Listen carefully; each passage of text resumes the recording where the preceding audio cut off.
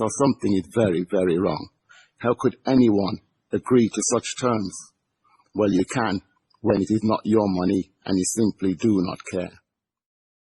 With such an evil debt arrangement, there cannot be any fiscal space. So I do not believe that the amount of debt is a problem. The problem is a brutal agreement that is designed to create poverty and its bedfellows. But the thing is, austerity has been signed into law. Yes, there is actually a law to inflict pain and suffering. The law is responsible for the lack of state investment in renewable energy, which has resulted in Jamaica having the 4th highest electricity rates in the world.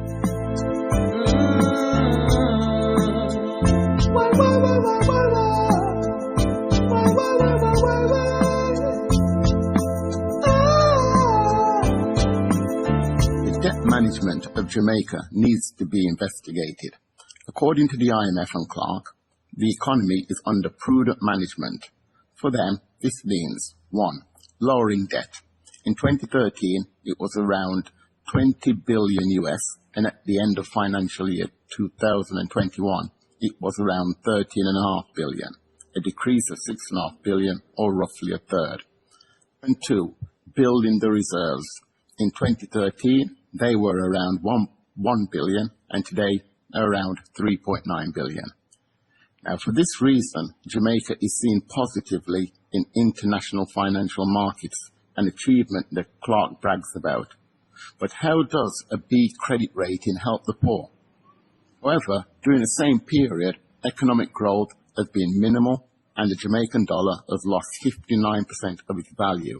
But these monumental problems that negatively impact daily life are ignored. The thing is, the country does not earn enough money to drastically cut debt and make such savings. The only industries promoted by the parliamentarians are mining, tourism and call centres, and whilst they are growing, they do not produce the revenues.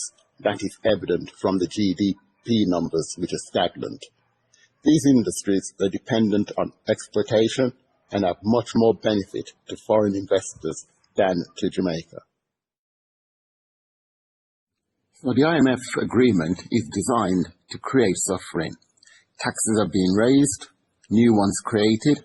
In fact, when Peter Phillips was Minister of Finance, he wanted to tax bank withdrawals, and another parliamentarian targeted remittances, but the people rejected such theft. Almost everything that enters Jamaica is subjected to tax. In 2017, an ambulance attracted tax because it was deemed a gift, and lithium batteries, a key component in renewables, have also taken a hit. Spending on basic needs such as education, healthcare and roads have been sacrificed to repay debt and build the reserves. This is what is called austerity, and in 2015 it was reported that Jamaica was subjected to the severest form of it in the world. Well, it is ongoing and will continue until at least 2028 if we do not act and say enough is enough. When the PMP signed up to the 2013 IMF agreement, the debt was 20 billion US and the exchange rate was 99 Jamaican dollars to 1 US.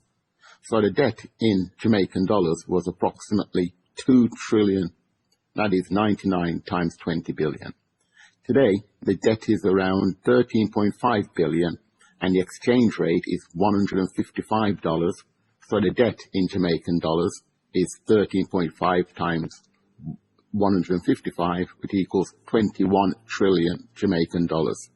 So the debt is not falling in real terms, and here is Clark confirming this in a June interview last year.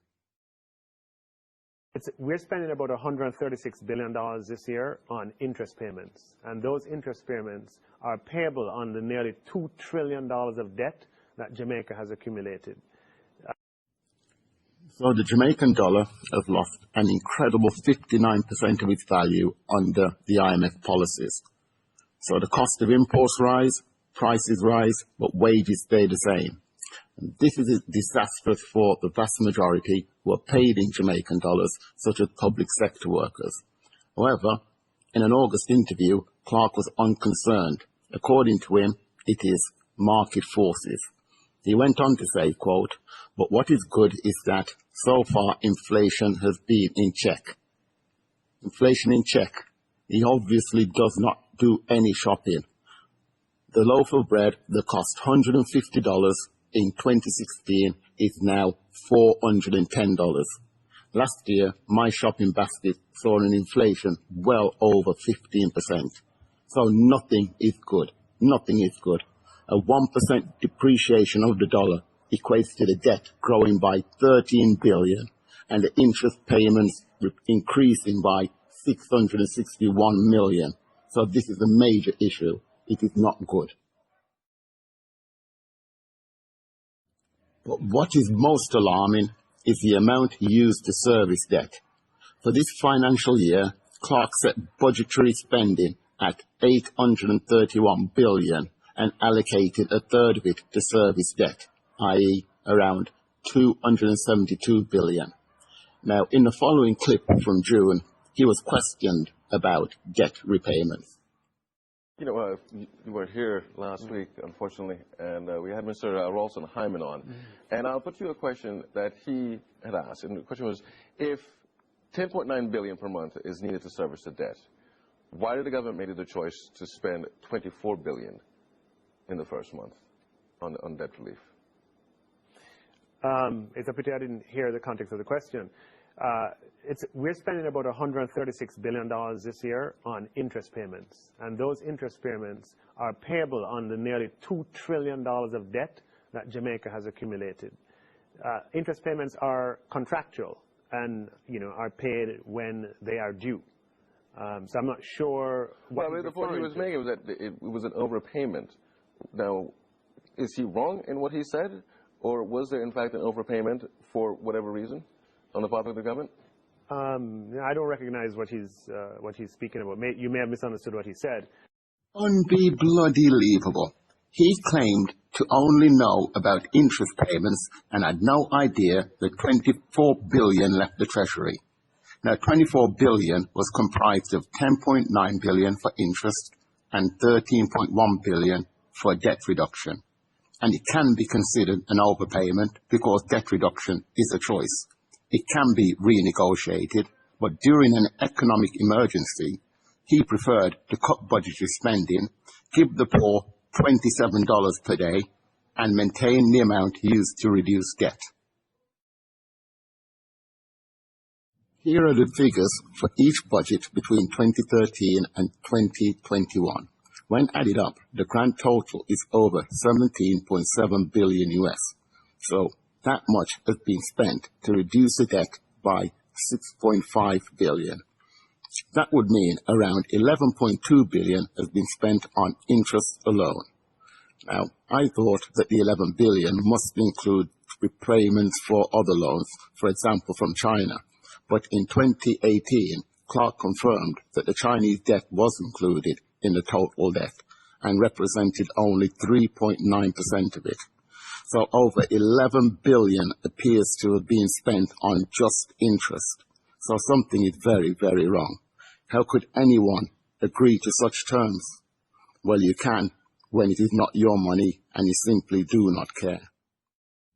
With such an evil debt arrangement, there cannot be any fiscal space. So I do not believe that the amount of debt is a problem. The problem is a brutal agreement that is designed to create poverty and its bedfellows. But the thing is, austerity has been signed into law. Yes, there is actually a law to inflict pain and suffering. The law is responsible for the lack of state investment in renewable energy, which has resulted in Jamaica having the fourth highest electricity rates in the world. This law is called the Fiscal Responsibility Law, and this is what the IMF and the parliamentarians have been using to keep Jamaica indebted and dependent. And here is Clark telling the people that he is obeying the laws of the land. The government is abiding by the laws of Jamaica and laws that were passed in a bipartisan fashion for us to cast budgets that are consistent with attaining a debt ratio by 2028, so 8 years from now, at about 60% of GDP. The key word is bipartisan. The JLP and the PMP work for the IMF and the World Bank, organizations created to maintain a system that creates policies with laws to keep the poor in poverty and dependent. So I am 100% certain that the Jamaican people would not have agreed to such a law if they knew the inevitable outcome. Well, laws can be challenged, and you can begin the process by signing the petition. This will show the government that the police are backed by the people, and I believe it would be foolish to ignore such a petition.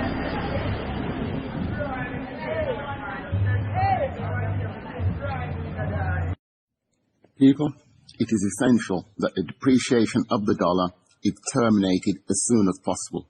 The falling dollar is responsible for rising prices and growing poverty. Clark says it is market forces, but does nothing to make market forces change in our benefit. For example, we get a lot of sunshine. A solar investment pays for itself within 4 years, but whilst cutting budgets, Clark has allocated $50 million US for a new parliament building. Well, he could have easily invested that money to take schools off the grid, but he prefers JPS to get a big chunk of the education budget every year and leave schools and parents in poverty. He actually prefers spending to investing. The import bill must be reduced to stop the continued fall of the dollar. We must invest in renewable energy to lower the fuel bill, and we can start that by taking all public infrastructure off the grid.